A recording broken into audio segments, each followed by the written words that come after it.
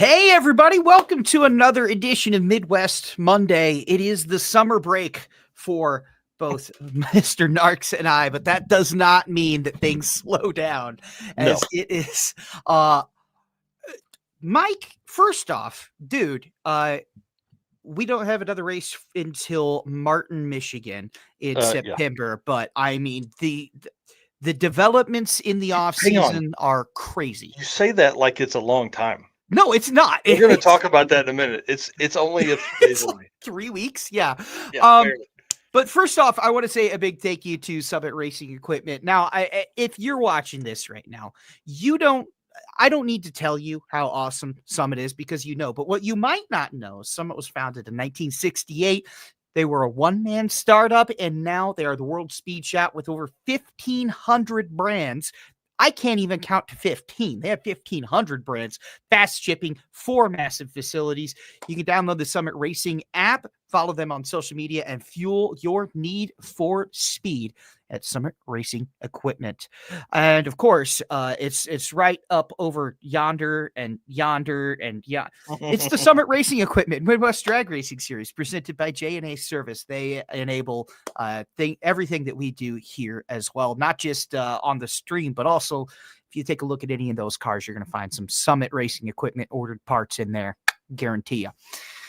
Mike, buddy, I can't say enough how excited I am for the championship swing. I've always said that when you come in to Martin, Michigan, that's really where the championship swing starts. You set yourself up in the first 4 races, and then last 3 or 4 races, it really comes into a full bloom. And we have some tight points races, don't we? Oh, it's awesome, dude. I'm telling you, as I was putting this together, I'm flipping back and forth, and man, nobody is safe. No, maybe one person. Maybe one person. We'll talk about that. Everybody else, there is a race. You still have a chance. So we will start. I just want to say, first off, that we have Keith Goolsby and Jacob McNeal in the waiting room, so we're going to get to them is pretty quickly here. Let all y'all kind of filter in, and we're going to talk to 2 of the baddest men in Pro Mod in just a little bit. But let's start with where both of them are in the Midwest Pro Mod points. Brought to you by Stroud Safety Equipment. Let's take a look. Of course, number 1 is Aaron Wells, and gold indicates I've made this a thing, that it's a previous champion. So you can see that 2 previous champions are right, number 1 and number 2. And as always, if the points don't make sense to you, don't worry. There's a lot of tabulating. Just keep in mind, 20 points, that's about a round, right?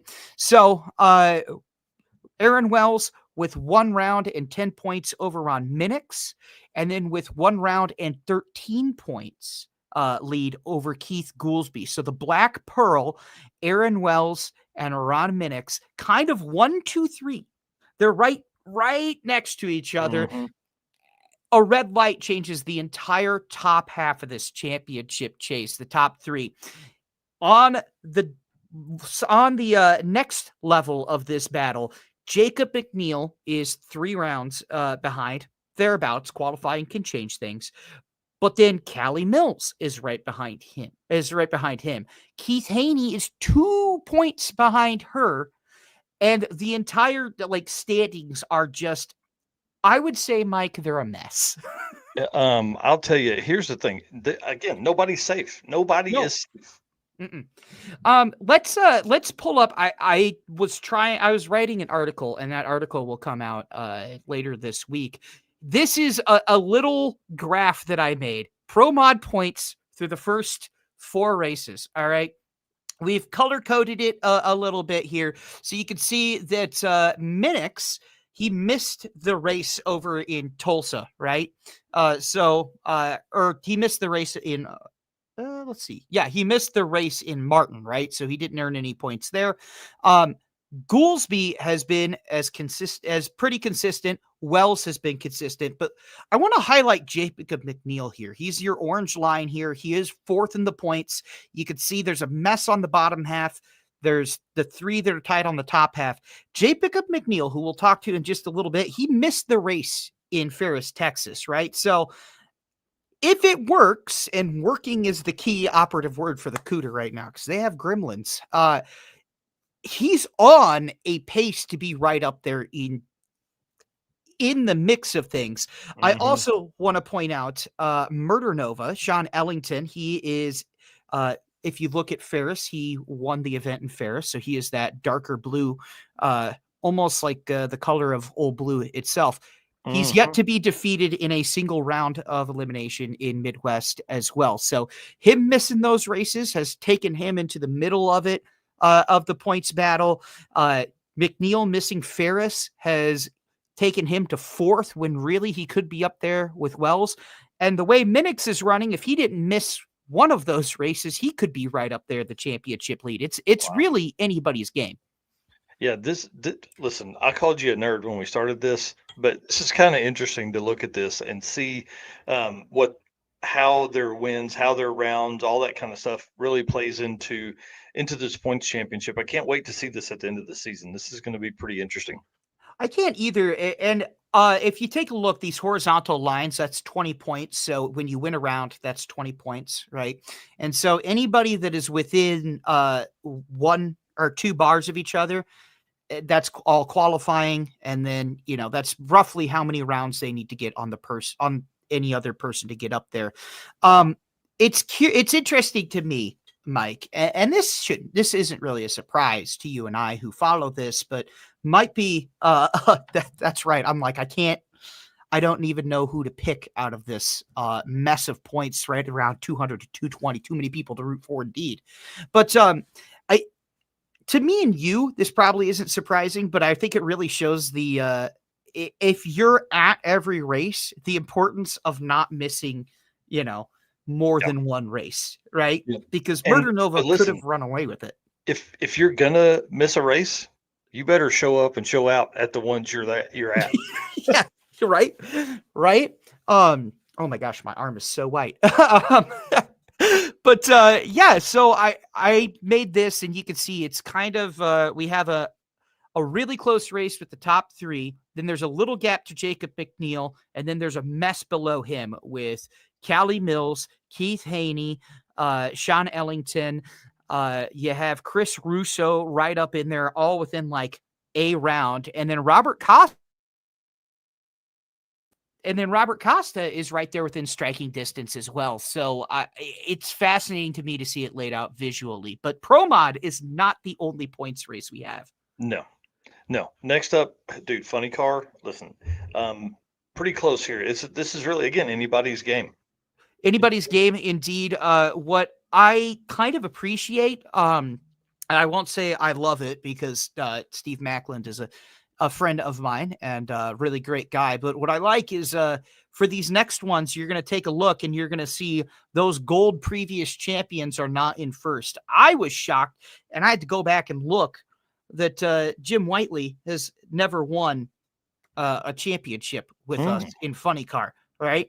I mean, shoot, it's the JNA Service Funny Car. His name's on the category, right? Well, and maybe that's why. Maybe he's like, hey, we'll give somebody else a chance. And now what's his difference this year is he's like, we're going for it. What's the plan? Yeah. And I also want to highlight, by the way, Mark Billington, right within striking distance. He's got 3 round wins, 1 round loss. Of course, when you look at 5-1, 3-1, when you get the loss is really what the the big deal is, right? So JNA Service Funny Car is anybody's game. Let's move over to our top dragster as well. This could see a new champion as well as Keith Youngblood and Katie Laughter are 1 and 2. Jordan Epper-Jesse is in a dogfight with Katie Laughter right now, 92 and 96 points back. So that is 4 rounds plus qualifying change. But the thing with Top Dragster and Top Sportsman is because this is a more plentiful car environment just nationally, right? You see a lot of local talent come out for Top Dragster, for Top Sportsman that can really shake up the standings, right? Jordan, you see a dude show up at one race and it really just throws off the whole season. That's why it's important. That's why to go to all of them. Exactly. Jordan Epper-Jesse or Keith Youngblood. Let's use Keith Youngblood. Keith Youngblood could go up against some dude in Michigan who you and I have never don't know, right? Who's never run at a Midwest race before. Yep. We're like, who's this guy? Get drilled in round one, and all of a sudden Epper Jesse, thanks to qualifying, is within 3 points, or Katie Laughter is within 1 point. That's the crazy part of Top Dragster. And also it's why it is a very topsy-turvy kind of thing. Jacob McNeal, by the way, is sitting 4th in points. A lot of those came, you'll remember that he broke in round 1 in Kansas City, left some points on the table right there as well. Let's go over to Top Sports. And this one is the one where I'm like, I think you could see a champion in Michigan if my math is right. It could come close to clinching it in Michigan. Yeah, Tyler Wells. Yeah, lead it on, because dude, I don't know how somebody's going to catch that kid. No, I will use the term that I'll use the term that Tina Pierce likes to use and say the punk is 148 points ahead. So let's use our math brains real quick, right? I don't do public math. All right. 4 rounds of elimination in Tulsa in the finale in the Ronnie Hobbs World Finals. 4 rounds of elimination at the SmackDown at Flying H. That's 8 rounds between those 2 races, 20 points apiece. What's up, Tony? That's 20 points apiece, aka 160 points. So if Wells leaves with, I think, over 160, 180, we'll say, points, something about that, he very well could lock it out by the end of Michigan. And I don't see him losing races anytime soon. He's 10-1, dude. Wow. That's impressive, man. He is a wheelman for sure. And we were talking to those guys at the first throwdown, and Aaron made a great point. He has seen the light, the Christmas tree, for 11 years before this year. So he's new to Top Sports, but he's not new to drag racing, which is pretty awesome. No, it's wild to me, because usually my brain says when you step from juniors to big cars, even if you have the intermediary of junior street between, things stop moving in slow motion and they move faster, right? Because, oh man, this is a much faster car. He seems to be driving that car in slow motion, like the way that pro mod drivers will talk about how those 3 seconds feel like 30 seconds. Yeah. He has the car control, and it's wild to see how quickly he's adapted to it. It is just. Yeah, I'll agree completely. But look at the runs look at the tight race underneath him. I was just about to say, let's take a look. And I put out an article at MidwestDragRacingSeries.com. Is the compressed air supercharging Top Sportsman is seeing a compressed air supercharging team versus a straight line motorsports team. Yeah. And I kind of love it. So Mark Griffin obviously drives the compressed air Camaro, the cast Camaro, as we say. It's over there on the graphic. Beautiful car. But Tina Pierce, of course, has come around. The pickup truck that she has is a compressed air car as well. So her and Griffith are 2 and 3. And then beneath that is 3-time champion Rod Moore, who's looked very un-Rod Moore, but he's only 6 points behind Tina Pierce. He runs a straight line engine right there. And then Kimbrel and Chitty beneath him, Chitty Family Racing. I believe Kimbrel runs straight line as well, but I know that Doug Woody is your number 7. And so he runs a straight line. And so Doug Woody, of course, owns Straight Line Motorsports and builds the engines for Rod Moore, but he also obviously builds his own engines, right? And so I'm like, oh, dude, you were looking at Cass versus Straight Line, and there's less than a round between the two. Yeah, I mean, there's less than a round between what's that, number 4 through number 2. So again, anybody's game, and who knows what'll happen with Tyler Wells. I mean, that car is just performing insanely well. The driver behind the wheel is doing great. I mean, that's a crazy one, but I'm telling you, the race to watch is for second and third. I think so. I think and this isn't a knock against Tyler Wells. Tyler Wells, well, the only thing I'm watching is how quickly is he going to wrap it up, because he's been defeated one time in the entirety of Midwest Drag Racing Series big car this year, and it's just it. I almost, you and I always say, do Top Sportsman Pro 420 before you go full into Pro Mod. If you're not already a Pro Mod guy and you don't have that, that is the step between, right? Usually I wouldn't say, oh yeah, just do one season, but the way he's controlling a Top Sportsman car, I'm like, I think this kid's already ready, if you will. Well, and here's the thing, Dad's got to be coming up on time for a new car. So Tyler does well this next couple of years. He's gone from NA and juniors, now he's a nitrous big block, and then you just go into a screw blown Pro Mod. Exactly. And by the way, that is a previous Pro Mod that he is driving. His dad's old Pro Mod, his nitrous Pro Mod back in the day. Pro 420, we have I think I remade the graphic, and so I don't have the graphic. I'm so sorry. But Pro 420, Daryl Hubbard is your number one. Is your number one in the points, right? 266 points. Less than a round behind him is Dave Pierce, and then 3 rounds behind the leader is Macy Higgins. After that, it's James and Jessica Ogden, who I should mention came right back into the mix of things and are sitting just within 5 points of Macy Higgins, as James and Jessica Ogden took the win in Kansas City. It was James Ogden who won. I said it was Jessica like 10 times.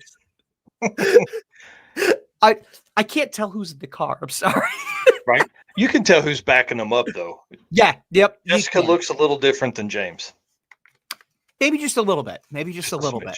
And then short length. I don't think I've ever seen James in shorts. That's what I'm saying. Case Huddleston, number 6, Jeremy Johnson, number 7 with 92 points, Rich Smith and Rick Dean in 8 and 9. And of course, with Pro 420, when you're hitting that index, it's another class where things can go sideways in a hurry. Yeah. And of course, we'll move on. We'll get ourselves right on over to our Pro Junior Dragster. It's brought to you by Race Star Wheels, proud sponsor of the Midwest Drag Racing Series. Carly Brundage is rocking, let me do the math, a 65-point lead over McClelland and Kinsey Wells. Kinsey Wells, by the way, another one of those Wells families. As if you didn't hear the name Wells enough, right? Yeah, she's pretty 130 points for her for Pro Junior. I'll be interested when she gets big car. I think in a couple years. I think 2 more years. She's got the talent too. But Carly Brundage and the Brundages are supremely talented. And with a win in Tulsa, last car standing, and a win in Kansas City, I think as you move into as long as they show up, as long as they show up in Martin race number 2, so this coming weekend or this coming race at the Funny Car Nationals, Carly is talented and she's got a gap. It'll be interesting. I think McClelland, Wells, and Caden Jewell can do it. They just have an uphill battle. And Caden, with let's see, 1 round win, and then he's been out in the first round of Tulsa at Kansas City. So Caden bumped up a class, and now he's up against a higher. Older kids usually mean they've had more time in the oven to cook those talents, right? That's what that's a way to word it. Yeah. I like it. I don't want to say he's up against a higher level of talent, but at the same time too, when you move up to a faster car, or you tune the junior dragster up a little more, I think Caden has another level of kids that he's going up against, and he's got the talent as well. So after that, Abigail Wilson, Addison Chapman, and Olivia Danger Mayer. And then that will bring us to our Sportsman Junior. Of course, that is brought to you by Zimmerman Properties and Construction, as well as Race Star Industries. Hey, what was that name I said that was really talented at racing? Started with B. The Brundages?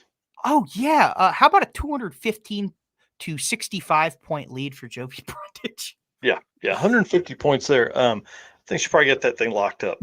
And for the juniors, a lot of this is consistency and showing up to every race. And so where Carly goes, Jovi goes. And so it should be said that Jovi, while she has got the points and the win in every race so far, is one of the few that has showed up to every race, right? So, or the only one that showed up to every race. Braxton 7, Braylee Terry, Brooklyn May, Brooklyn Kook, Ryan Clark, Kason Gray round out the top 8 as well. So that's a quick look at your points here at our halfway mark, quote unquote, here at the Midwest Drag Racing Series. And things are going to shake up because our next race is at Martin and Mr. Narx. This is one of my favorite races of the year. And I know I say that about every race, but truly the Funny Car Nationals. Man, this race is so cool because like there's big jet cars. Big jet cars. Yeah. We have Nostalgia Nitro funny cars running. The crowd in Michigan shows blankety blank up. Oh, big time.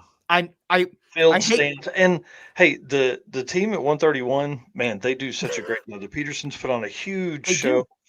Huge, like bouncy houses for the folks that live up there that are seeing this later. This is an event that you need to attend. It is an all-day party. There's tons of cool stuff. Wheel standers. The cool bus was there last year. Just like I want to drive one of those so bad. Hey, wheel stander would be awesome. Speaking of awesome things that the Petersons are doing and the jet cars, I want to give a shout out to the Florida Tech and Larson Motorsports jet team. They are hosting a field trip on the Thursday, and I wish I had the graphic put in here. I don't, but you can find that at our Facebook page at Midwest Drag Racing Series. It's also in an article on our website, MidwestDragRacingSeries.com. But getting young kids interested in science, technology, engineering, math, it's those STEM jobs that we talk about. And they're hosting a field trip on the Thursday. Mike, I liked field trips growing up, but I think I would have liked it a lot more if I went to a racetrack instead of an art museum. Don't you think? And dude, got to see wheel standers and jet cars. Yeah. And real hot rods, real race cars, man. That'd be so cool. I'm jealous of the kids.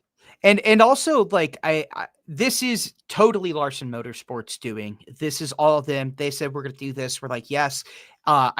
Midwest is here to help however we can. So like, I know we have a few people who are sitting there going like, all right, if the kids are, well, we can haul a car over and turn it on if they want, something like that. Right. Come on. So, how cool is that? And if you're a teacher in the Michigan area, in the Grand Rapids, Kalamazoo, Martin, Michigan, I think Battle Creek is within a drive of there. If you're in that area, Western Michigan, and you're looking for the best field trip, they got you covered right there. So you can go to our website. You can go to Larson Motorsports. I think it's Blazing Trails is the non-for-profit who's facilitating this. So hit that up. And look, man, we look like a bunch of barely kempt people out there who are just going insanely fast. But when you talk to any of the people who race, this is a sport of engineering, how about technology, science, etc. This is a sport of engineering is really what it is. Yeah, this shot's from our buddy Richard Brewer, Dirty Panda on Instagram and Facebook and all that stuff, and YouTube. Drone shot over the starting line of some of the nitro cars. Oh, that was so cool. I can't wait. Yeah. I cannot wait, man. It's so I really am very, very excited for that. And speaking of things that I am very excited for, this is going to be a little bit of chaos that I'm not sure my body is ready for. Mr. Narx, I'm not sure your body is ready for, but I'm also not entirely sure that anybody is really ready for. It is the Double Down in T-Town. This was just announced last week. Hold on. Hang on. Go ahead. We got to back up because, dude, this event is only 25 days from now. Dude, I know. I have no idea how we're going to do this. This kicks off a crazy couple weeks for me, and I can't wait. Yeah, Yeah, 25 days, 3.5 25 days. days. If you're in the Michigan area, go. This is one of the best tracks in the Yeah. nation, the fastest track in Michigan. This is a gold star event, man. This is Yeah. just a fantastic event. So, we did mention the double down, Mike, dude. Okay, first off, this was not supposed to happen. This is coming together through the will of the racing gods, shall we say? Yes. Because we had the American Sprint Car Series dirt down in T-Town, right at the this is the drag strip. There's the Tulsa Speedway right next door. Mhm. That is the dirt track. 3/8 mile, I think it is. Yep. They rained out in the middle of July, and I believe they and Tulsa Raceway Park, you probably have a little more knowledge of this, said, well, we could do a makeup on August 17th and 18th. Oh, wait, that's the throwdown. So the throwdown and the October dirt down. 17th and 18th. Oh, yeah, October sorry. 17th and 18th. So October 17th and 18th. And so they're doing it at the same time. And we were talking, and I'm like, I'm calling it the double down. And I love it. Sure enough. I love it. And hey, here's why I love it, because for the folks that are anywhere within, if you're within 8 hours of Tulsa, you need to plan on this, because it's $25 per car entry. Uh-huh. Like you can't see the kind of stuff that's going on here for $25 per car. So Per car. 10 of your friends in your Suburban and drive in the gate, and it's $25. Let me pitch you this. All right. The only other place I've seen that had the pay to park thing was an arena football game, and it was $40 to park. This is all day action. Sprint cars, pro mods, funny car, top sportsman, top dragster. It is all day action at both tracks on the same property. Yeah. For $25. Outlaw gassers. Outlaw gassers. Jet cars. Dude. And so what's cool too is it's an ADHD motorsport dream, right? Is like, oh, dude, if they need to do an extended track prep over on the dirt track, the dirt trackers can come on over to watch pro mods race. If we, heaven forbid, have, I'm going to say the O word. I'm so sorry. Don't say it, but we know what you mean. If we have that, buddy, there's wing sprint cars racing over there. What are you doing? Don't watch track prep. Get over there. And so for the folks that are worried about the stuff that mixes up in the air, we race this quite often. We have a Friday Night Lights race at the dirt track and a test and tune at the drag strip, probably about 10 or 12 times a year. So we've never had anybody complain. That was my question too, because you've run both simultaneously, and it would have to be a south. One is north of the other, and so it's like, okay, it's not an east-west thing. And then also too, I mean, this is a massive deal for the city of Tulsa as well, because this we had news people talking about this. We were talking outside of college football. This could be one of the largest ticketed sporting events in the state. Because NBA, obviously the Thunder are huge, right? Like I'm not saying we're as big as the NBA, but that's an 18,000. There'll be more people here than at a Thunder game. Yeah, 18,000 people at a Thunder game. The Chili Bowl, I think, holds 15,000, and I would reckon we'll beat that with the amount of dirt track and drag racing fans we're gonna have. Outside of college football, man, like this is going to be insane. So buckle in. I'm very excited. I'm trying to figure out a way that I can stealthily call a dirt track race, because I've never called a dirt track race and I want to. Oh man.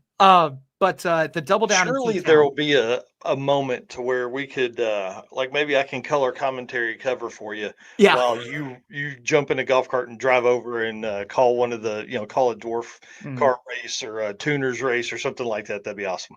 Absolutely. And I'm really excited about it. So if you're in not just Tulsa, but like Dallas, that is a bang for your buck. That is a motorsports dream. If you're in Dallas, if you're in Oklahoma City, Kansas City, I have friends who are going to drive down from St. Louis to watch this, because they're like, dude, that is the best bang for my buck I've ever heard of.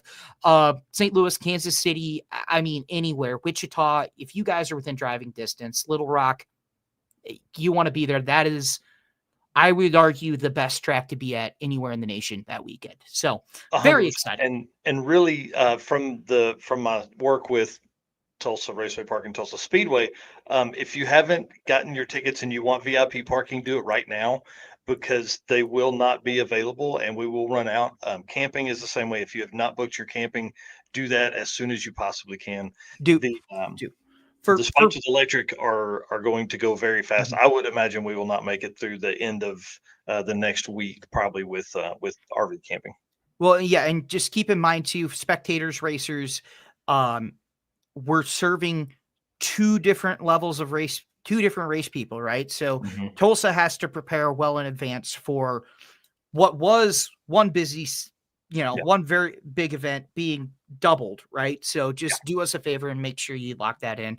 And also to the spectators too, arrive early, because when it gets to be about 7:00 on a Saturday night, I'm going to tell you right now, I don't think you're going to be able to park in the front lawn, quote unquote, of Tulsa. It's a 2-lane road that leads it in. Like, there will not be, just listen, get there early. It's all we're saying. Plan on being there early.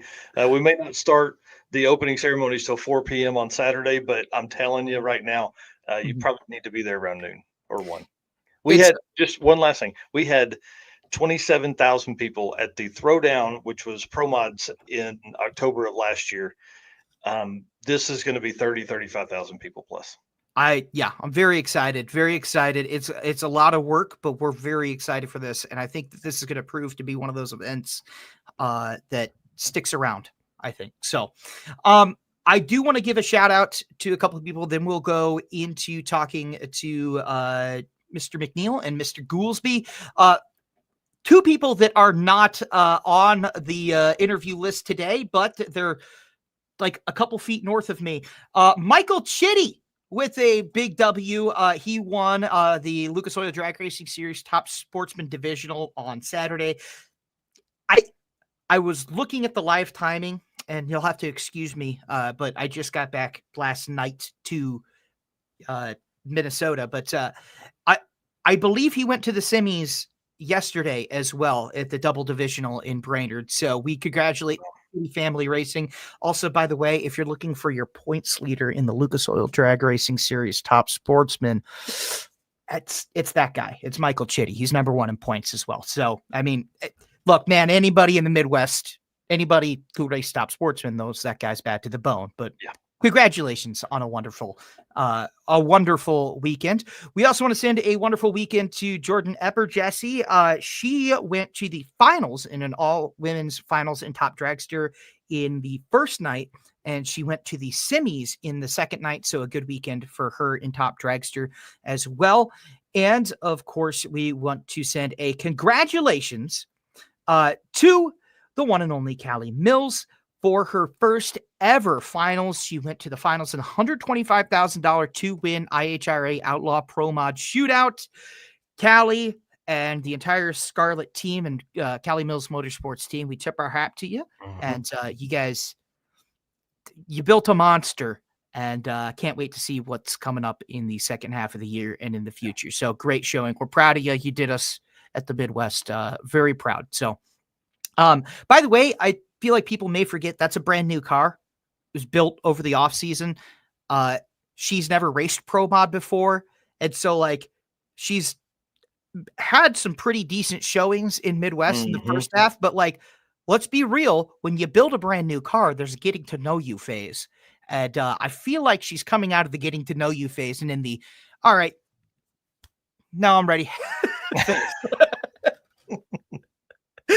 Yes, 100%. She kicked butt this weekend. It was awesome. She did. She was the number 1 qualifier at several points, and I believe if temps didn't fall off a cliff, she might have stayed number 1. Wow. But they fell off a cliff, and I think she shook the tires in round 3 qualifying. But we have one more thing I believe you want to talk about. Tell me what this is. Yeah, so Boost and Bullshit is put on by Pilot Racing. Steve King is is a goofy bastard. I like him. He's hilarious. So he hosts a podcast, and he's got Vic Alvarez and Keith Haney on the 25th of this month. So 2 weeks from now, those two guys are going to be on the Boost and Bullshit podcast that's on Pilot Racing on YouTube and Facebook as well. Man, this is going to be a good one. Those two guys talk so much trash that it's going to be fun. You know, Keith has called Vic out a lot. A lot of times he's called him out. So I think they're setting up a race, Yellow Bullet Nationals, trying to get those pro mods next to each other. I believe it was either Pilot Racing or Vic himself who said that he's excited to talk to Keith Smurf Haney. Yeah. And then finally, one last little bit of housekeeping. I don't want to say housekeeping. This is awesome. This is awesome. The payouts for the SmackDown at Flying H, but not for pro mods. It was important to Keith, and I had watched this develop over the last couple months. It was important to Keith, to Ellen, and to a lot of people here at Midwest that Top Dragster, Top Sportsman Juniors, that they feel the love. And so Compressed Air Supercharging Top Sportsman gets $1,000 increase to a $4,000 to win payout. Top Dragster gets the same, to $4,000 to win at the Flying H drag strip. And then Pro Junior and Sportsman Junior, brought to you by Icon Forge Piston, or Race Star Wheels, and Zimmerman Properties. They get a payout double to $500 to win, which is awesome to see as well. And that's for the race at Flying H drag strip. So we're very happy with how that turned out. And I'm very excited, man. We got Funny Car Nationals, juiced payout at Flying H into the double down. That's about the best 3-race swing you're going to see, man. So yeah, that's second half of the season. And that's what you and I've been talking about off screen a lot is, man, how this year has shaped up so far. And, you know, we've had a ton of new people to Midwest come out this year, really attend several races. It's everybody's game right now. Yeah. And so I feel bad because I have I don't want to say wasted a lot of time, but we have Jacob McNeal on the line. We also have Keith Goolsby on the line. We're going to talk to Mr. McNeal. First things first. Jacob McNeal. Here we go. How's it going, man? What's up, man? I gotta say, I've been watching you at the IHRA over the last 3 races, and we'll get into the car, but I think, in my own personal curiosity, and I think the curiosity of a lot of pro mod guys, tell us a little bit about your IHRA experience. Thumbs up, thumbs down. How's it going? How's that series, man? It's been really great, man. Just the atmosphere over there. Those guys, they really care. You know, they go out their way to do so. Like, man, I have, you know, in my pit area, you know, we have everything set up. We have bags of ice delivered to us every morning, whether we need it, not need it. They drop it off, leave it there for us, and hey, how you doing stuff, and then. And I mean, you know me, I love to eat, and man, they feed us. And I'm talking about feed us. Hey, man, it's a pretty, even like in the lanes. Every time I get out of the car, you know, the big end guys down there, they're handing me water, asking me, okay, how do I run? They're rolling up my chutes for me. You know, man, dude, they're really making a statement and coming in. It's a racing for racers thing that they're doing right now, and it's, man, they're doing very, very well. That's awesome. That's awesome to hear, man. And I saw also they just bought Piedmont Dragway today or yesterday. So Joshua says, hey, what's up to you, Jacob? He says he's your number one Dan. I don't know if that's a probably supposed number one Dan. Joshua Boo. I don't know who that is. Hey, appreciate you, bud. But I'm picturing a bunch of Daniels, and he's your number one Dan. Yeah. But man, yeah, so it's been interesting for me to see, and obviously with the $125,000 shootout out there in Milan. Yeah. Tell us a little bit about that, because I gotta be honest with you, man. It seems like you're fighting some gremlins in the car over the last couple of events. Yeah, we've been fighting. I mean, it's I don't know if what I've done to piss the CUDA off, but it's been giving me a lot of fits, man. You know, that first race we came out, man, we fought gremlins, a new thing, you know, because Scott's been busy real bad with Top Fuel. You know, we wanted to keep progressing. You know, we've been kicking ass real so far this year. So we're going in Milan, man. We have these smallest things that you would look like that. You would look at me and be like, how does this happen? Then you look at me because it happens to me. It's not a matter if it'll happen. It's a when it'll happen. It'll happen to me. It's the crazy. Like I've had a $20 part, I've had a $5 part, make me just look at me and just like, why do I keep coming back for this when this really is what keeps kicking my butt? Like we have beat ourselves pretty good. Well, man, we're getting a good handle on it, man. Like I've said, I know you guys know Rick, you know, a guy, man, he's been with me ever since I started big league racing. You know, Rick DeCousins is from when I drove top fuel for Scott. And then, you know, we bracket race a lot together. And then now him and Joseph Miner are like my crew chief guys, my crew guy. I know we kind of do it all together. He keeps fighting, keeps battling, keeps me kind of level headed. You know, there's been some times where I've wanted to, car broke on a start line. I wanted to walk off and leave it there, and nobody else was going to race the rest of the day unless they moved the car.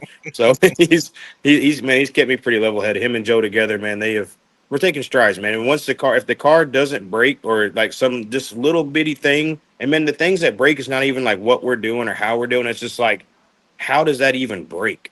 You know, type thing. And then when it doesn't break, you know, we got something that everybody has to handle and have to deal with. You know what I'm saying? But it's, man, they're doing really good. And then in this last one in March, you know, we're making every round we went down, everything we went down, and then that round one, man, that was if I had an in-car cam on that one, that'd have been a wild ride for everybody to watch. It's pretty rough inside the car with everything that happened on that run. I heard first off, back at National Trails, it was a Magwire, if I'm not mistaken. Yeah, you know, just a little plug-in wire. I mean, it's just something that, you know, that's done. It's heat shrinked in together so you can't actually see the wire. And then if you don't actually see it, you will never know. No. And well, I found out though when I landed on the trans brake button, all you heard was a shotgun go off and it went pow, and it just shut itself off. Yeah, and like it's something that you can't even you can't catch because it's inside of stuff, so you won't know until it actually messes up. So you can get back to the pitch. You know, with mags, you know, we're the only car with a mag, so you can unplug a mag, do it, and you know, plug everything in by itself and it'll run like that. And that's how we found it. We cranked it up and it was shooting a spark this far out of the car in the pit area. Like, oh, found it. Found it. It's not supposed to do that. You said in Milan you went for a bit of a wild ride. Tell us a bit about what happened in Milan, because I was watching. I'm like, okay, so he's finding some numbers. He's running A to B, which when you're fighting gremlins, just running A to B. What's up, Jay from Madison Township, Ohio, right in the heart of things. When you're fighting gremlins, running A to B is like, to me, step one. But round one, you had something go off there. You talked to me off screen. Tell us what that was. Yeah, man, it just, you know, the track from round one to what it was other days was completely. If you look at everything happening, you know, the big crash, the dude's going everywhere, and then you know me, if I can get it down, whether it's upside down, left or right, and it stays in my lane, I'm trying to get it down. And that's man, the car launched pretty good. They got a really good new 4-link setup on my car now. Man, when it leaves, bro, the CUDA just carries the wheels now, man. It's pretty. And as soon as it did, it started to shake really bad. Well, I caught it, ripped it, and it started to do it again. I went to lay back into it again, and, bro, it shook so hard it broke the wheelie bar in half. And then it caught the actual main frame of the car that you start building, like a Pro Mod with. If anybody ever goes and ask Larry Jeffers or any of these big-time chassis builders that builds Pro Mods, the bar you start to build the car broke. Damn. Yeah, Dude, that's literally. crazy. And then, man, it shook so hard it knocked the Linko out of gear. So if you look and you can see my car, the whole time, you know, you can see Pro Mod cars, they're tilted back. You see my car just dead. It knocked it out of gear. And I was dead in the water because we were still ahead at that point, man, because that second time I leaned back into it, you know, me, I'm looking, I could see him, and his blower was at my door. So when I laid back into it to go again, there it all went. And, man, after we were going down there, I was checking my teeth. And, man, that you know, I've drove top fuel and all those things have shakes like that. Man, that was a very, very big shake inside of that car on that one. Dental insurance for Pro Mod racers, what you're saying? You know, if Midwest got it, I'd definitely be top one on there. Cause, you know, I don't wear a mouthpiece or something like a dummy should, but it let me know that it was there, big time. No kidding, man. I love doing this because when I was watching, all I saw was, you know, you launch and then you're slumping forward and get past right near the line, and I was like, wonder what happened. And yeah, I didn't realize that much shake, like that it was that violent inside the car. I thought, it was ridiculous. Like it once it go to, like, you know, once you start to feet, you can feel it down low in the seat. But once I kicked it and I rolled back into it, as soon as the car was sitting back down, hopefully it settled enough. It like you took a freaking grenade off and just shook the entire, like everything inside. Like I say, dude, it broke my wheelie bar in half. And I have a carbon fiber wheelie bar. Man, that's crazy. And it broke a bar about this, probably about the size of my wrist. It broke a bar on each ends. And it's the main bar of a Pro Mod that you start to build the car with. I'm just like, Larry walked over. He's like, man, I've never seen that before. I said, well, Larry, welcome to Racing with Jacob. If it's going to happen, I can do it. Yeah, So yeah, man, with 25 days before Funny Car Nationals, you said earlier off screen, it's at Larry Jeffers right now, right? yes, sir. My team, Joe and Rick, they left straight from the racetrack, dropped it off. He said, when you need it? I said, man, we're in a pretty big points race, and it would be great to have it back. And he said he kind of looked at us a little bit like, you better poop in this hand and wish in this hand, see which one gonna get faster. And but man, dude, the dude builds an awesome car. If anybody can get it done in that time frame, he can. Yeah. I mean, Jeffers is a name that's on like half of our race cars for a reason, right? So, 100%. Yeah, I was going to mention the points battle because when you look, you're sitting fourth in the points right now. Yep. You're ahead of the mess, but just a little bit ahead of the mess, I like to call it, between, Yes, sir. Haney and Mills and Murder Nova and all Costa's in there. But you missed Ferris. So Yeah. are you're like, hey man, if we run in Ferris and if we can get this gremlin crap out the window, we should be sitting number one or close damn to it. Yeah, we'd be pretty far up there right now. But man, that's the thing with championship chases, man. It makes it interesting, make this, because I didn't have all the CUDA deal signed and stuff, when John and Scott and everybody talked to me about it when we got together, started doing this. We know it wasn't even till then, all of a sudden we came out swinging. But man, it's going to be a pretty good deal, especially I believe is the last points race, points and a half, right? The last race is points and a half. I don't think so. No, I think you take off your lowest score, so that's yeah. So it's really a 6-race season for this season. So you have a very solid opportunity here. Yeah. We do that. I think we've got 3 races to go, and then I'm basically going to have, a new heartbeat of a race car. We have all new rods, all new pistons, all new springs. We have completely rewired all of our mag grid ignition system. I'm gonna have a new race car that if it has gremlins, I'm probably gonna run it off the end of the track, and Stouffer will probably be hollering and cussing at me from Missouri. But no, man. Between Larry Jeffers, between Joe and Rick, this car is about to be back to kicking ass again like it has, because we've eliminated every gremlin. The only thing left is me, and I'm kind of like a spark plug. If it ain't working, just screw me out and screw another one in. So it's I'm about the only little gremlin left in there. That's awesome. I my mind goes to Goolsby, actually, who we'll talk to in just a little bit, because last year he had one of those years, right, where if it wasn't this, it was that, and I think he threw rods in back-to-back races, which is about the worst luck I've ever seen. Yeah, one of the holes like the size of a quarter. I don't want to talk about that. He's backstage. But we'll talk about it when he gets on here. But the thing is, though, is hey, you get the Black Pearl running, and look where it's at now. It's third in points. It is right there. I think because Minix isn't going to be at Ron isn't going to be at the Funny Car Nationals. Goolsby's looking at running second in the points now. If he goes a round or two, and I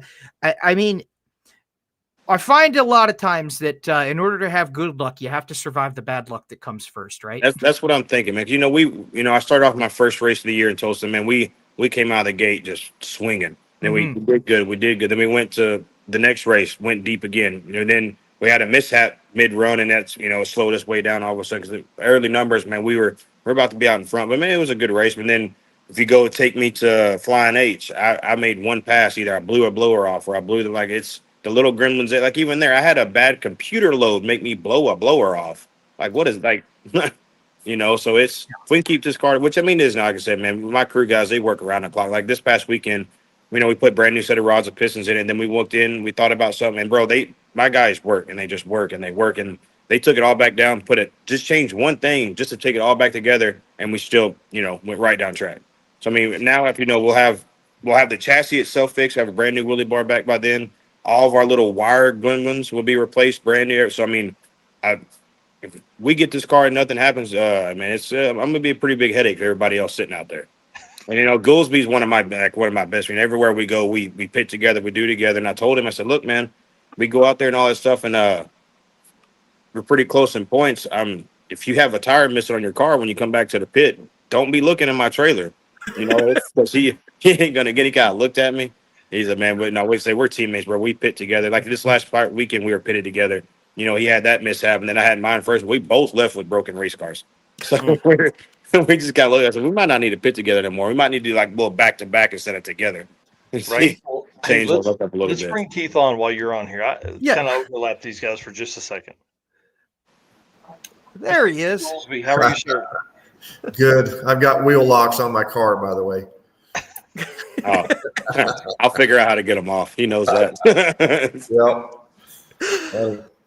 So yeah, you guys couldn't buy a round of luck between you two. I'm thinking you need to have like, I don't know. I'm trying to think of the last time I've seen Aaron Wells break down. So you need to like have Aaron Wells right in the middle of you two. So there's kind of a karmic even. Well, we're gonna bring a live chicken to the next race and sacrifice it on the starting line. So that's supposed to change our luck. Nice. Yeah, my luck, all the blood will go on like my shooter fight. I can't get it out, so it'll get me still somehow. So it's yep. So Keith, you had, I think, the oh no moment of well, outside of Cole Pez, obviously, and we're thankful that Cole is doing all right, but that's right. Yeah, bad influence on each other, indeed. I say usually like I'll get the idea, and then Keith's like, "Man, that's crazy." Well, and then Keith will try to egg it on and get it done. I'm like, I'm gonna do this. He's that little gremlin that's on my shoulder to push it up there too, and he thinks it's funny the whole time. But Keith, you had one of the oh no moments of the weekend there. You both had left with broken race cars. Tell us about your round, or not your round one. It happened during qualifying, rather. Yeah, we was Q1, and everything was good. I went up there and let go of the tranny brake, and it got about 100 feet out, and it shook like crazy. And then all of a sudden, something broke, and it shot off to the right. And I was screaming, "Jesus, take the wheel!" because it was out of control. Oh but, man! We got you guys just saw that from behind. It was crazy.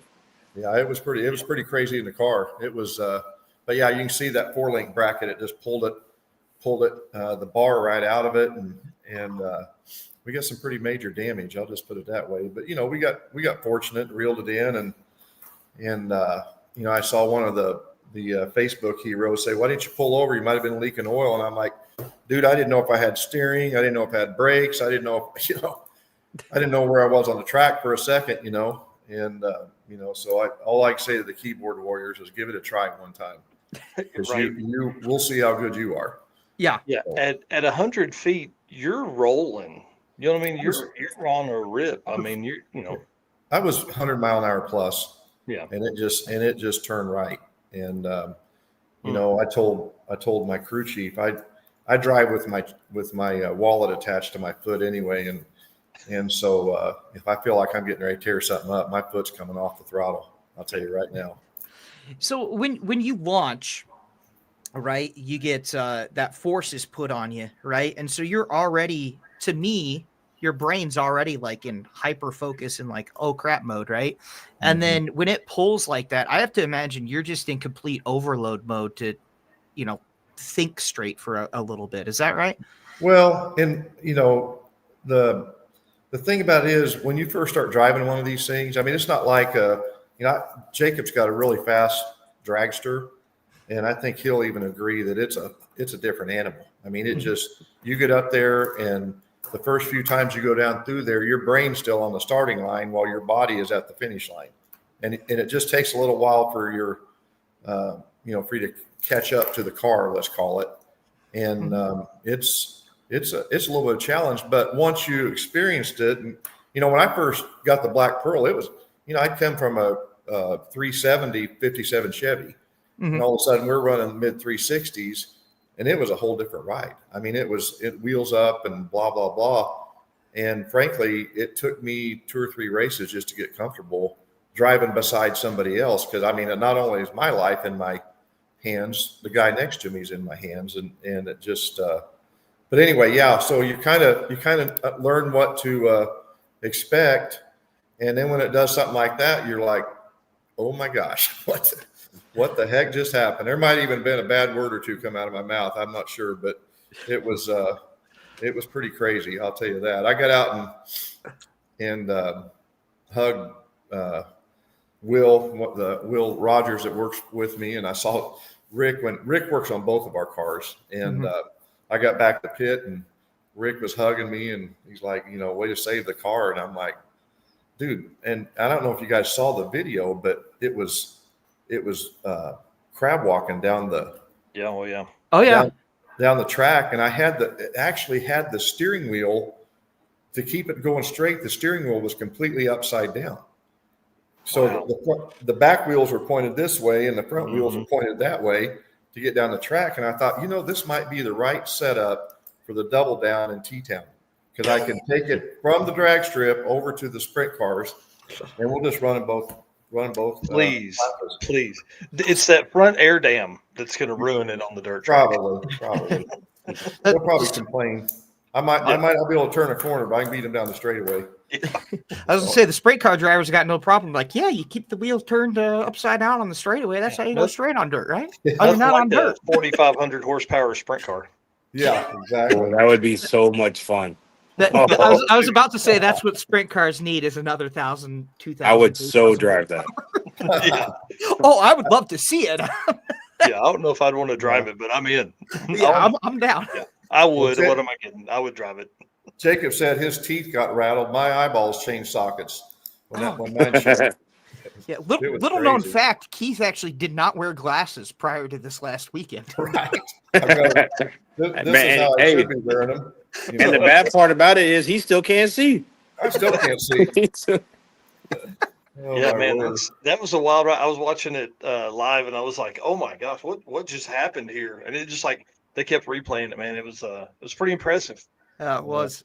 Well, I didn't take any cones out. That's on my bucket list, to get a cone some point. But I didn't get any timing blocks or any of that. But slalom course, you're doing good on, huh? The autocross, that's the next thing for Black Pearl. Yeah, so, but it's sitting next to Jacob's car at Larry Jeffers, and I'm just being honest. I don't know if we're going to make it Michigan or not. It's pretty tore up. You might see me and Keith in renter rides, and just with we might have one ride and have to double share it. Yeah, so, that's awesome. We'll do a double entry. Yeah. Go you see an F-350 with a supercharger. That's us. Go up to Ellen and ask if you can double enter the same pro mod. See what her reaction is. Yeah, I can hear her cringing from all the way in Branson. And she'd have some choice words for me. Like, I know you think of some dumb stuff to do, but this has got a top tier them all. I could, but a whole lot meaner probably because I keep her on race weekends. She probably blocks my number from the time the race starts till the time it gets done. I'll tell you this. All right. I've been with the Midwest. Let's see. This is my 5th or 6th year, and you are far from the only one, my man. She has her hands full, but I was gonna ask. I'm like, when you both pull into Jeffers, I gotta imagine Larry Jeffers just looking at the two of you, like, why is it when it's always one of you two? It seems like why is it when something's going wrong? Oh, bro, if it can be broke, just let me drive for a while. It's like I don't do it on purpose. It's just a matter like earlier, it's not a matter of if it's gonna happen. It's just when it's gonna happen. I'm looking at our comments here. Jerry Stewart Racer, J77 on YouTube, said, "Nice save, Keith." He said, Jacob, that you're one of the heroes. And he said, "Are either of you guys going to race in Bradenton this winter?" If Keith will sponsor me, I'll go. But he's pretty tight on stuff.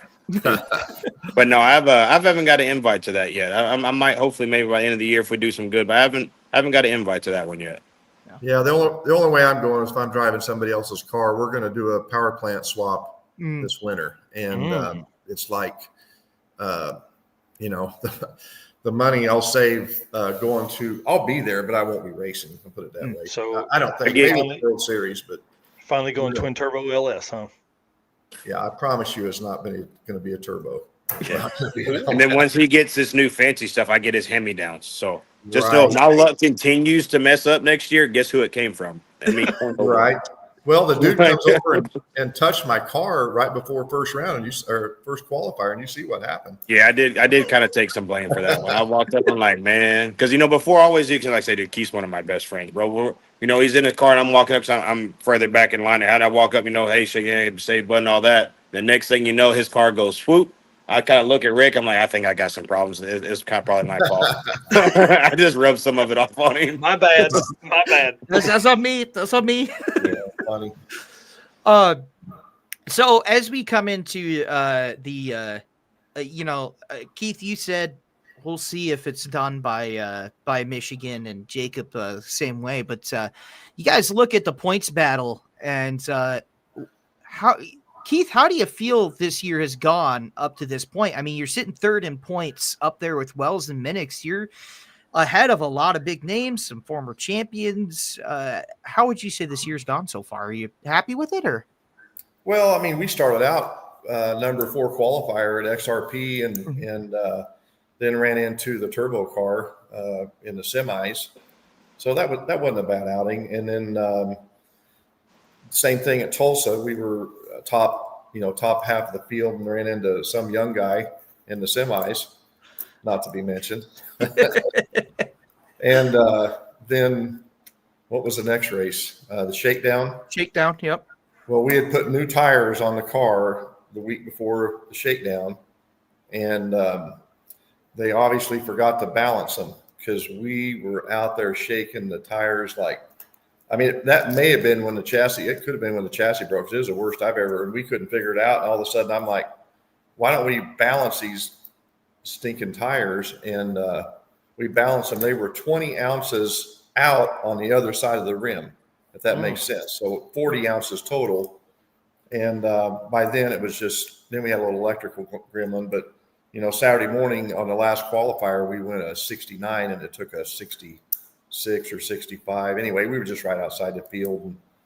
So, I mean, we've had a little bit of, and in Kansas City, we got fortunate first round. Callie redlit against us, and she's got a bad hot rod. We were like number 14, so we've been steadily doing this on our qualifying, and then we got unfortunate to go down the right lane after it got oiled down right before the curfew, and it just shook. There's nothing I can do about it. But, if you told me at the beginning of the year I'd be third in points going the last 3 events, I'd tell you we'd had a successful year. But like I say, it's going to be really tight to get the car done for Michigan. But we'll do all we can do. That's all. What I tell him every time he says how he's in third? This is coming right behind you. He's in fourth, baby. Yeah. I've been telling him get around there and look at the front of my car because he ain't going to see the back. He's only going to see the back from here on out. So. I do want to get your guys' take because you mentioned Callie, and to me that was one of the big stories at the IHRA race that you both were at was Callie going to the finals at the $125,000 shootout, and man, that program's come around a lot. I'm going to ask you guys to do something really hard, and that's talk nice about another driver, or don't. You can start some crap too. Whatever you want to do. But tell us a little bit about Callie and her outing at the IHRA. You say I got to talk nice? Yeah, I mean, you don't have to. Nah, the Mills family is listen, they're like the greatest people out there, and you can't help but like them, even if they're kicking your rear end. They're still nice. When we ran Kansas City and she redlit, I mean, she had me covered, and I just went over there and hugged her and said, "Man, I'm sorry you redlit." And it hurt her. I mean, it was a bad deal for her because she's wanting to win this points, maybe worse than anybody. But anyway, back to IHRA. Like Jacob said, they fed us on Friday and Saturday, and I was there in the tent eating and talked to Dwayne, and he's one of my buddies. We go way back, and Callie, she's just a chip off the old block as far as her driving ability. But they've got a bad fast hot rod, and obviously with what I do for a living with PSI, I'm rooting for anybody with a screw blower, and it's like they're running the 75 over at 2450, and right now they've got the advantage with that, and which is fine. But that's a really fast hot rod. That they've got a good sponsor. They've got good. I think is Lee White tuning that? Is that who tunes that? Anyway, he's one of the guys, and there's about 6 or 7 of those guys that can just pull fast passes out. But no, they're awesome. They're awesome people. I'm happy for them. They've spent a lot of time and a lot of money to get that fast. So, and like I say, good people. So I have a suggestion for you two, and I'm just thinking out loud here. All right. If you guys need that points to come through, there's there's a team called Proud American Motorsports. Now it may have an extra seat in the Pro Mod, but you just go to one of those two. But it's great to see Midwest, making rounds and showing up to these big money events. Because I mean, to me, one of the stories this season is, Callie went deep in the IHRA obviously last week, and she had a decent showing at the previous one, but also just the level of competition when you talk about how the Shakedown came out and how Flying H came out. It's gotten harder, I think, to win and make the field at any given race at Midwest, especially over the last 2 races. Go ahead, Jacob. Say it again. What? How tough the competition is. And I mean, Jacob come in with the CUDA and just instantly became a winner with it. And that's not easy to do, guys. I mean, he went from a top fuel to a bracket top dragster to pro mod and just came in cutting 00 lights and driving right down the middle of the racetrack. And I'm just here to tell you, that's not easy to do. And he's done great. Callie's done great. Sean Murder Nova, that turbo car is bad fast. Robin Roberts came to Kansas City and loaded for Bear and went right to number 1 with that car, first event. And, there was guys that, Ken Cortuccio came to the Shakedown, and I think he lost first round. He may have red lit, but he didn't, everybody was thinking, oh my gosh, there's Ken Cortuccio. And that dude's tough. Don't get me wrong. But, it ended up, he wasn't in the final, but Jeff Rudolph, there you go. Another one. Jeff Rudolph's coming over and running with us. And the Ghetto Sleigh. And even though he runs the wrong type of power adder, that dude is fast. I mean, they work at it. They aren't screwing around. They don't put it in the trailer and then pull it out at the next event. It comes apart, and he's got a great crew, and they're great guys too. But anyway, it's not easy. I can tell you that it's not easy at all. It's gotten tough. My first race was Tulsa. I qualified with a 69. I was number 8. And then, bro, it took me the last run of the very last qualifying pass to get in at the Shakedown. I went a 64 with a 1. And I was number 14 qualifier on that. So I go from number 7 at a 69 my first race. And then the very last run, I squeak in and go to 64. And I was still number 14. Make that one make sense to me. It's... Well, 64 and a 1, I'd have to go double check, but 64 and a 1 might have been close to the number 1 qualifier or top 3 qualifier. Some of our other races, exactly, it landed me number 14 in the next one. Yeah. But then we just picked up. But maybe it's gotten harder. But I think everybody starts learning stuff, and they go. The more you run, the more runs you get on the Pro Mod is the best thing you can do. Even though it takes a lot, it's expensive to run these cars. But the more data you get, the more tracks you get, the more A to Bs you get. The more the crew chief can just start turning that knob and making it more and more and more. Then you got these guys that they pro mod race somewhere every weekend, and they go and go. And then you got us, we do our Midwest series and we like to venture out and go. But you take a John Force budget and a Jacob McNeal budget, and then you run them together in a pro mod race. It's, it gets there, and then like you said, Callie, bro, they have great sponsors. They're great. That she's my bro. You ever talk to her, ask her what's up with you and Jacob being a bro? She hates me calling her bro. It's funny as hell. And all that stuff.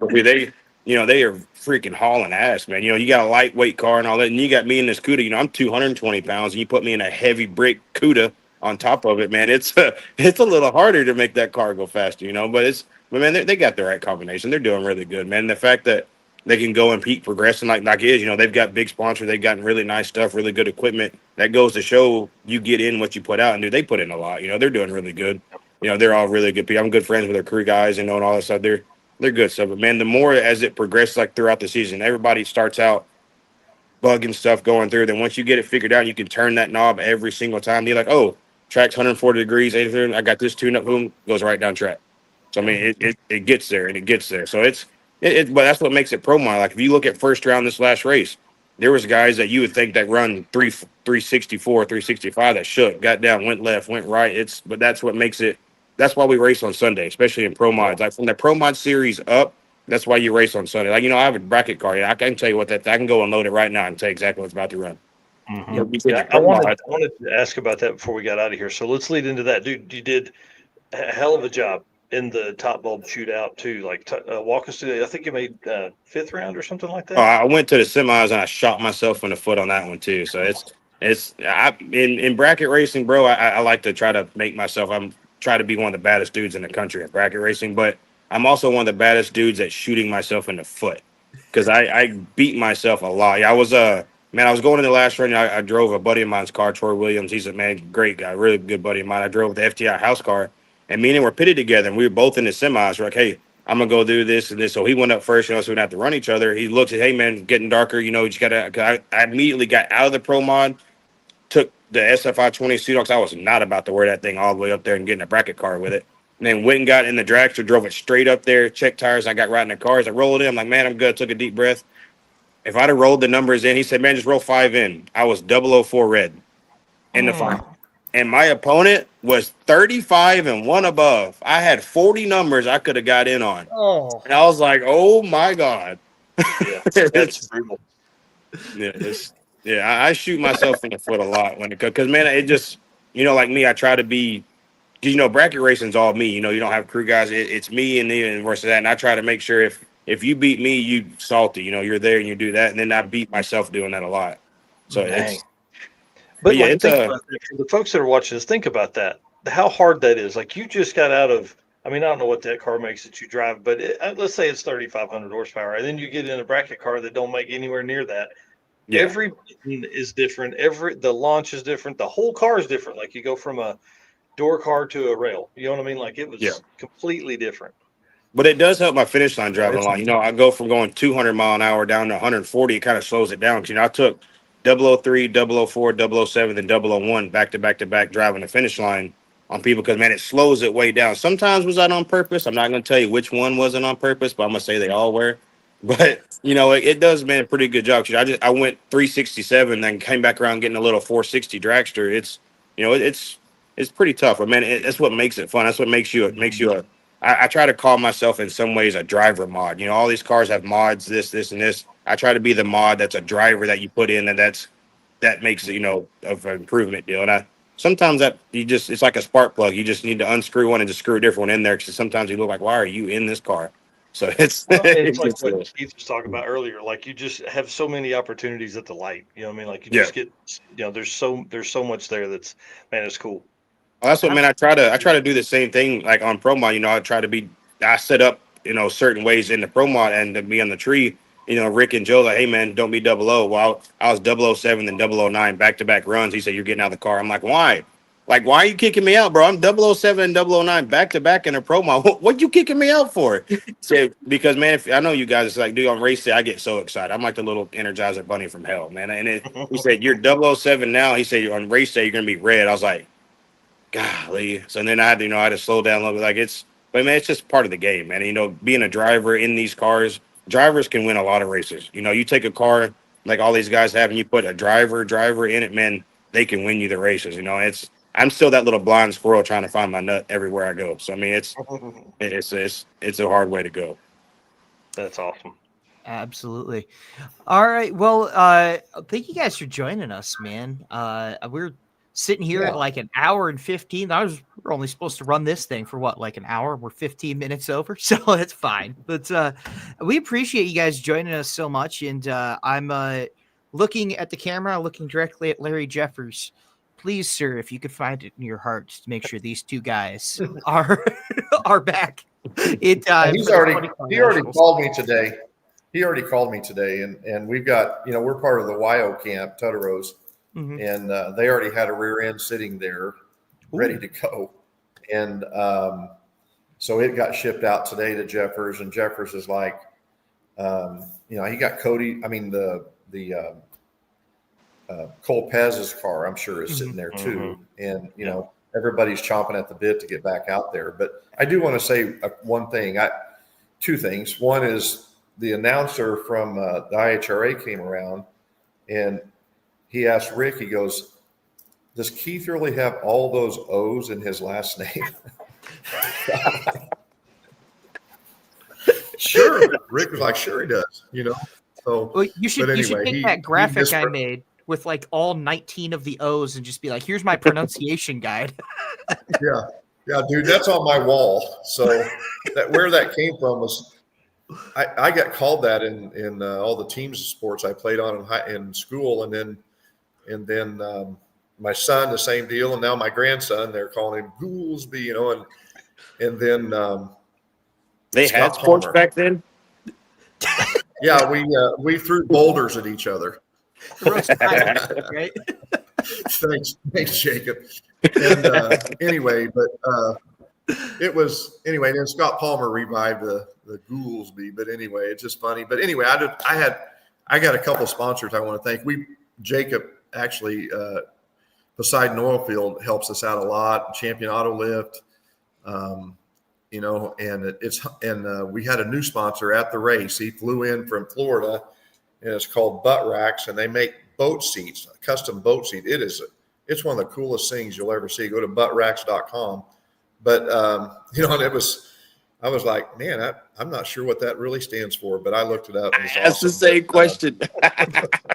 Yeah, exactly. But and it's humbling because we're out here doing the best we can with what we got. And when somebody like Jacob or Rusty come along, or even PSI comes along and helps a small team out like us, it means the world. I'm just telling you, and it keeps us going. And anyway, we're sure appreciative of it. There, I help. He said I'm a little bit of his sponsor, and he heard from Larry. Larry probably even got my number, and that means Keith's probably gonna be there for it. Then I'm sitting there like, dang, he called Larry, and he's got a picture of her in. I'm sitting there like, did I even uncover the CUDA yet? Like, what am I doing here? You see, now you see the big dog, Keith and Jacob.